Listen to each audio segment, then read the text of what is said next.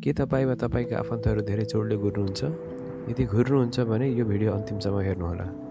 बिहान उठ्दा थकान महसुस हुन्छ, दिनभर निद्रा लागिरहन्छ, तपाईँलाई स्लिप एप्निया भन्ने लुकेको रोग हुन सक्छ। अब्स्ट्रक्टिभ स्लिप एप्निया तब हुन्छ जब सुतिरहेको बेला घाँटीहरूको हावा जाने बाटो बारम्बार बन्द हुन्छ। यसले केही सेकेन्डका लागि सास रोकिन्छ। यो एक रातमा 100 पटकसम्म पनि हुन सक्छ।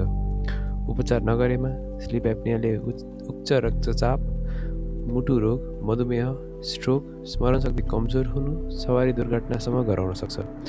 सामान्य लक्षणहरूमा जोडले घुर्नु, शुद्ध सास अड्किनु वा घटिनु, बिहान टाउको दुख्नु, मुख सुक्खा हुनु, दिनभर अत्याधिक निद्रा लाग्नु पर्छ।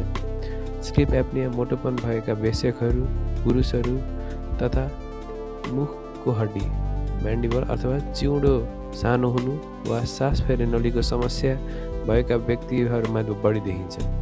बालबालिकामा पनि यो समस्या हुन सक्दछ। डाक्टरहरूले स्लिप एप्निया पत्ता लगाउन स्लिप टेस्ट गर्छन्, जसले सुतिरहेको बेला सास फेर्ने तरिका, अक्सिजनको मात्रा, निन्द्राको गुणस्तर जाँच गर्छन्। उपचार रोगको गम्भीरतामा भर पर्छ।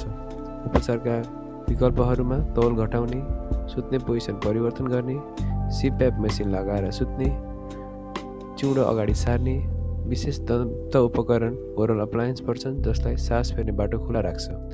दन्त चिकित्सक र अर्थोडन्टिस्टहरूको भूमिका महत्त्वपूर्ण हुन्छ। उनीहरूले जोखिम पहिचान गर्छन्, उपयुक्त बिरामी मिलाई मुखभित्र लगाइने उपकरण प्रदान गर्न सक्छन्। यदि तपाईँ वा तपाईँहरूका आफन्तहरू धेरै घुर्नुहुन्छ या पर्याप्त सुत्दा पनि थकान महसुस हुन्छ भने यसलाई व्यवस्था नगर्नुहोस्। अर्थोडन्टिस्टसँग परामर्श लिनुहोस्।